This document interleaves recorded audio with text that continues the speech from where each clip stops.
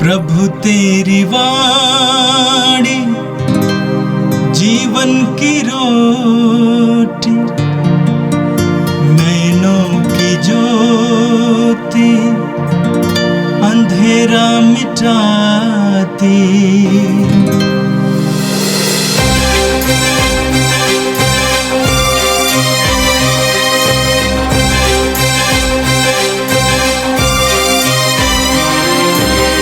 प्रभु तेरी वाणी जीवन की रोटी, नैनों की ज्योति अंधेरा मिटाती। प्रभु तेरी वाणी जीवन की रोटी, नैनों की ज्योति अंधेरा मिटाती। वाणी वाणी वाणी वाणी वाणी पवित्र है, शाश्वत है, जीवन का मन्ना है। 26 अप्रैल सोमवार। पहला पाठ प्रेरित चरित अध्याय 11 वाक्य 1 से 18 तक।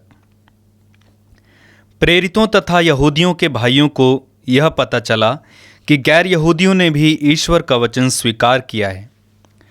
जब पेतरुस यरूशलेम पहुंचा तो यहूदी विश्वासियों ने उसकी आलोचना करते हुए कहा, आपने गैर यहूदियों के घर में प्रवेश किया, उनके साथ भोजन किया। इस पर पेतरुस ने क्रम से सारी बातें समझाते हुए कहा, मैं योप्पे नगर में प्रार्थना करते समय आत्मा से आविष्ट हो गया। मैंने देखा कि लंबी चौड़ी चादर जैसी कोई चीज़ स्वर्ग से उतर रही है और उसके 4 कोने मेरे पास पृथ्वी पर रखे जा रहे हैं। मैंने उस पर दृष्टि गड़ाकर देखा कि उसमें पृथ्वी के चौपाए, जंगली जानवर, रेंगने वाले जीव जंतु और आकाश के पक्षी हैं। मुझे एक वाणी यह कहते हुए सुनाई पड़ी, पेतरुस उठो, मारो और खाओ। मैंने कहा, प्रभु कभी नहीं, मेरे मुंह में कभी कोई अपवित्र अथवा अशुद्ध वस्तु नहीं पड़ी। उत्तर में स्वर्ग में से दूसरी बार यह वाणी सुनाई पड़ी, ईश्वर ने जिसे शुद्ध घोषित किया, तुम उसे अशुद्ध मत कहो। 3 बार ऐसा ही हुआ और इसके बाद वह चीज़ फिर स्वर्ग में ऊपर उठा ली गई। उसी समय कैसरिया से मेरे पास भेजे हुए 3 आदमी उस घर के सामने आ पहुँचे जहाँ मैं ठहरा हुआ था। आत्मा ने मुझे आदेश दिया कि मैं बेकट के उनके साथ चला जाऊं। ये 6 भाई मेरे साथ हो लिए और हमने उस मनुष्य के घर में प्रवेश किया। उसने हमें बताया कि उसने अपने यहाँ एक स्वर्गदूत को देखा जिसने उससे यह कहा, आदमियों को योप्पे भेजिए और सिमोन को जो पेतरुस कहलाता है बुलाइए। वह जो शिक्षा सुनाएगा उसके द्वारा आपको और आपके सारे परिवार को मुक्ति प्राप्त होगी। मैंने बोलना आरंभ किया ही था कि पवित्र आत्मा उन लोगों पर उतरा जैसा कि वह प्रारंभ में हम पर उतरा था। उस समय मुझे प्रभु का वह कथन याद आया, योहन जल का बपतिस्मा देता था, परंतु तुम लोगों को पवित्र आत्मा का बपतिस्मा दिया जाएगा। जब ईश्वर ने उन्हें वही वरदान दिया जो हमें प्रभु यीशु मसीह में विश्वास करने वालों को मिला, तो मैं कौन था जो ईश्वर के विधान में बाधा डालता। ये बातें सुनकर वे शांत हो गए और यह कहते हुए ईश्वर की स्तुति करने लगे, ईश्वर ने गैर यहूदियों को भी यह वरदान दिया कि वे उसकी ओर अभिमुख होकर जीवन प्राप्त करें। यह प्रभु की वाणी है। संत योहन के अनुसार पवित्र सुसमाचार अध्याय 10 वाक्य 1 से 10 तक। यीशु ने यह कहा, मैं तुम लोगों से कह देता हूं, जो फाटक से भेड़शाला में प्रवेश नहीं करता बल्कि दूसरे रास्ते से चढ़कर आता है, वह चोर और डाकू है। जो फाटक से प्रवेश करता है वही भेड़ों का गड़ेरिया है और उसके लिए दरबान फाटक खोल देता है। वह नाम ले लेकर अपनी भेड़ों को बुलाता और बाहर ले जाता है। अपनी भेड़ों को बाहर निकाल लेने के बाद वह उनके आगे आगे चलता है और वे उसके पीछे पीछे आती हैं, क्योंकि वे उसकी आवाज़ पहचानती हैं। वे अपरिचित के पीछे पीछे नहीं चलेंगी, वे तो उससे भाग जाएंगी क्योंकि वे अपरिचितों की आवाज़ नहीं पहचानती। यीशु ने उन्हें यह दृष्टांत सुनाया, किंतु वे नहीं समझे कि वह उनसे क्या कह रहे हैं। यीशु ने फिर उनसे कहा, मैं तुम लोगों से कह देता हूँ, भेड़शाला का द्वार मैं हूँ। जो मुझसे पहले आए वे सब चोर और डाकू हैं, किंतु भेड़ों ने उनकी नहीं सुनी। मैं ही द्वार हूँ। यदि कोई मुझसे होकर प्रवेश करे तो उसे मुक्ति प्राप्त होगी। वह भीतर बाहर आया जाया करेगा और उसे चरागाह मिलेगा। चोर केवल चुराने, मारने और नष्ट करने आता है। मैं इसलिए आया हूँ कि वे जीवन प्राप्त करें, बल्कि परिपूर्ण जीवन प्राप्त करें। ये प्रभु का दिव्य सुसमाचार है। ख्रिस्त प्रभु की जय। मेरे प्रिय भाई और बहनों, हम प्रभु को धन्यवाद दें आज के सुंदर दिन के लिए, इस अनुग्रहपूर्ण दिन के लिए। प्रभु ने हमें उनके पवित्र वचनों को सुनने और उन पर मनन चिंतन करने का ये सुंदर मौका दिया है। इसके लिए प्रभु को धन्यवाद दें। आज का पहला पाठ प्रेरित चरित्र के अध्याय 11 से लिया गया था। यहूदी लोग अपने को ईश्वर की विशेष चुनी हुई प्रजा मानते थे। ईश्वर ने इब्राहिम के द्वारा एक नई प्रजा का सृजन किया था और वे यहूदी कहलाते हैं। याकूब के बाद उनको इस्राएली नाम भी मिला है। यहूदी अपने को ईश्वर की चुनी हुई प्रजा मानते थे, विशिष्ट प्रजा मानते थे, पवित्र प्रजा मानते थे, शुद्ध प्रजा मानते थे और इसलिए यहूदी अन्य लोगों के साथ कोई रिश्ता नहीं रखते थे। उनके साथ कोई आदान प्रदान नहीं होता था। गैर यहूदियों को अपवित्र मानते थे। वे ईश्वर के नियमों का पालन करने वाले, ईश्वर की चुने हुए लोग, गैर यहूदी ईश्वर के नियमों के अधीन न रहने वाले, अशुद्ध, अपवित्र वे मानते थे।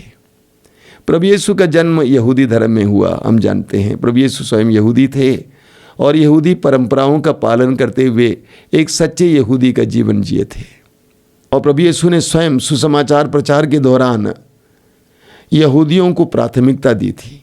हालांकि सुसमाचार में हम पढ़ते हैं गैर यहूदी भी यीशु के पास आते थे, अनुग्रह पाते थे।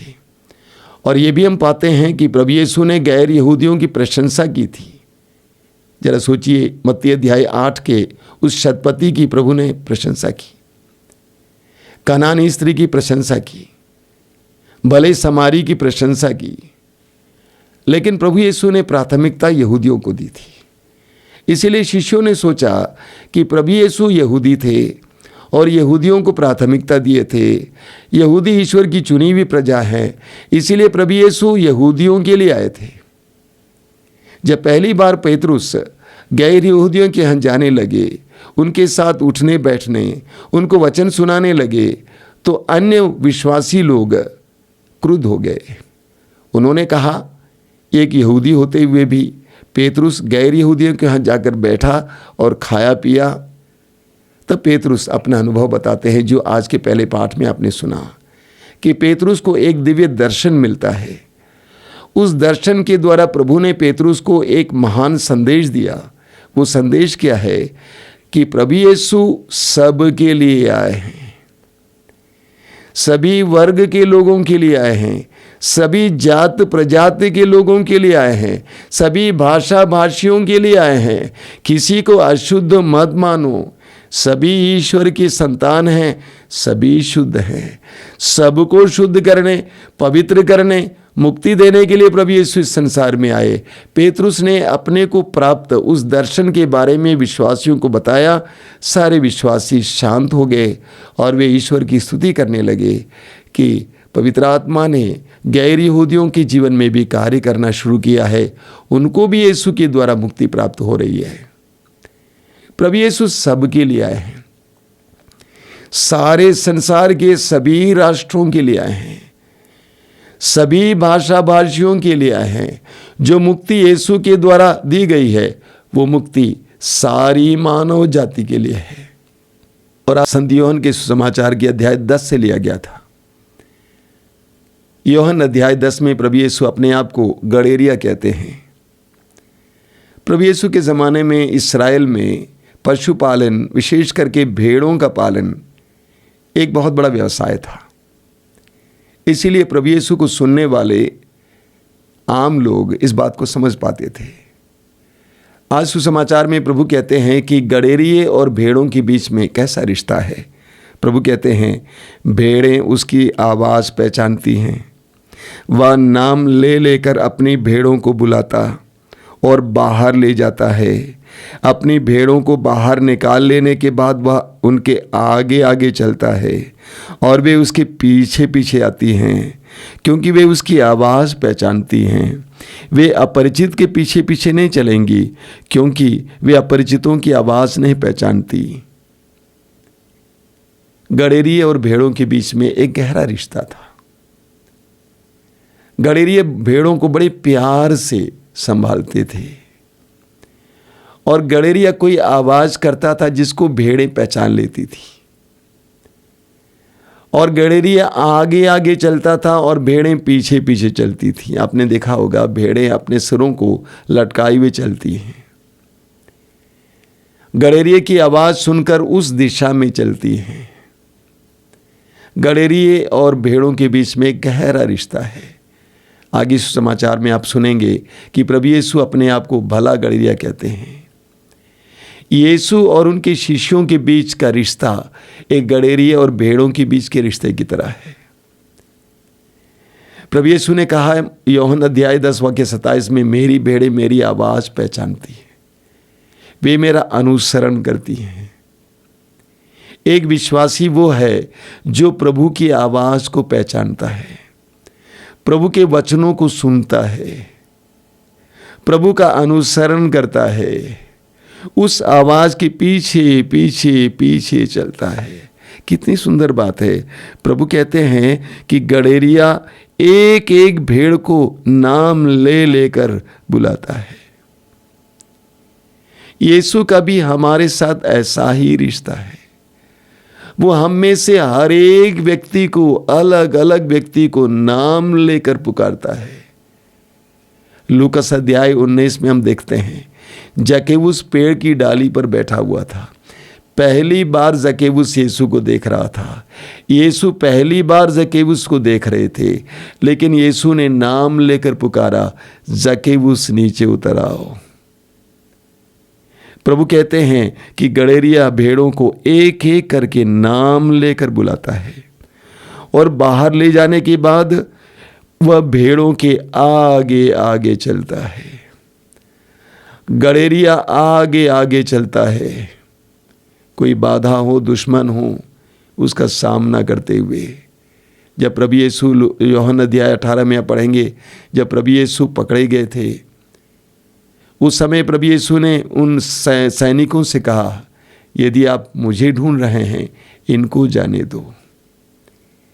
यीशु वो गड़ेरिया हैं जो हमारे आगे आगे चलते हैं, हमारे लिए मार्ग तैयार कर कर चलते हैं, किसी प्रकार की हानि हमें ना पहुंचने देते हैं, हमारे आगे आगे चलते हैं। बहुत सुंदर है। यीशु और उनके शिष्यों के बीच में ये गहरा रिश्ता होना चाहिए, होता है। यीशु हमें व्यक्तिगत रूप से जानते हैं। संत पापा फ्रांसिस ने कहा एक बार पुरोहितों के बारे में, धर्मगुरुओं के बारे में, कि गड़ेरिये को अपनी भेड़ों की सुगंध मालूम होना चाहिए। एक गड़ेरिया और भेड़ के बीच ऐसा रिश्ता था। यीशु और हमारे बीच भी ऐसा रिश्ता होना चाहिए। हम बराबर यीशु की आवाज़ को सुने, बराबर उनके पीछे पीछे चलते रहें। एक विश्वासी ऐसा ही होता है। आगे प्रभु यीशु कहते हैं कि मैं भेड़शाला का द्वार हूँ। मैं भेड़शाला का द्वार हूँ। जो मुझसे पहले आए वे सब चोर और डाकू हैं, किंतु भेड़ों ने उनकी नहीं सुनी। मैं ही द्वार हूँ। यदि कोई मुझसे होकर प्रवेश करे तो उसे मुक्ति प्राप्त होगी, वह भीतर बाहर आया जाया करेगा और उसे चरागाह मिलेगा। प्रभु यीशु कहते हैं कि मैं ही द्वार हूं, निश्चित द्वार। योहन के समाचार के अध्याय 14 वाक्य 6 में प्रभु कहते हैं मैं ही मार्ग, सत्य और जीवन हूं। यीशु ही निश्चित द्वार है, यीशु ही निश्चित मार्ग है। हम बिना संकोच के प्रवेश कर सकते हैं, हम बिना संकोच की उस पर चल सकते हैं। प्रभु कहते हैं जो मुझसे होकर आता है उसे मुक्ति प्राप्त होगी, वह भीतर बाहर आया जाया करेगा। ये भीतर बाहर आया जाया करेगा मतलब क्या है? जो यीशु से होकर जाता है, जो यीशु से संयुक्त होकर जीवन जीता है, उसे अपने प्रतिदिन के जीवन में, इस संसार में रहते हुए भी मुक्ति का एहसास होता है, अनंत जीवन का एहसास होता है। वो आया जाया करता है, इस संसार में रहते हुए भी अनंत जीवन का अनुभव करेगा। हमारे देश में ऐसे व्यक्तियों को जिनको इस संसार में रहते हुए भी मुक्ति का एहसास हुआ है, जीवन मुक्त कहते हैं। उसको इस संसार में ही अनंत जीवन का एहसास है। जो यीशु के साथ रहता है, यीशु के मार्ग पर चलता है, वह इस संसार में रहते हुए मुक्ति का एहसास करता है। आगे प्रभु कहते हैं चोर केवल चुराने, मारने और नष्ट करने आता है, मैं इसलिए आया हूं कि वे जीवन प्राप्त करें, बल्कि परिपूर्ण जीवन प्राप्त करें। ये चोर कौन है? शैतान, जो जीवन छीनने के लिए आता है, जीवन बर्बाद करने के लिए आता है। प्रभु यीशु कौन है? वह गडेरिया जो बराबर हमें जीवन देने के लिए आए हैं, अपने आप को हमारे लिए अर्पित करने के लिए आए हैं। प्रभु ने कहा इससे बड़ा कोई प्रेम नहीं है कि एक मित्र अपने मित्र के लिए अपना जीवन अर्पित करे। प्रभु यीशु ने हमें जीवन देने के लिए अपने जीवन को अर्पित किया है। शैतान जीवन को नष्ट करता है, यीशु जीवन को बढ़ाता है। आइए हम प्रार्थना करें। प्रभु के सुंदर वचनों के लिए हम प्रभु को धन्यवाद दें। प्रभु ने हमसे कहा है कि उनका हमारे बीच एक गहरा रिश्ता है, हमें उनकी आवाज़ को सुननी है। वो हमारे आगे आगे चलेंगे, हमें उनके पीछे पीछे चलना है। प्रभु यीशु धन्यवाद देते हैं तेरे इन पवित्र वचनों के लिए। तू हमारे लिए निश्चित द्वार है, मार्ग है। हम बिना संकोच के तेरे पीछे चल सकते हैं और मुक्ति प्राप्त कर सकते हैं। तूने हमारे लिए मुक्ति का द्वार खोल दिया है। धन्यवाद यीशु। शैतान हमसे जीवन छीनने के लिए आता है, लेकिन तू हमें जीवन देने के लिए आया है। बार बार हमारे बिगड़े जीवन को तू बनाते रहता है, बार बार तू हमें अनंत जीवन की ओर ले जाता है। प्रभु यीशु हमें आशीष दीजिए ताकि हम तेरे साथ एक गहरा रिश्ता जोड़ें, तेरी आवाज़ को सुने, तेरे पीछे चले। हे प्रभु यीशु, इन वचनों को सुनने वाले मेरे भाई बहनों को आशीर्वाद देना। आज का संपूर्ण दिन उनके लिए आशीष का दिन बने।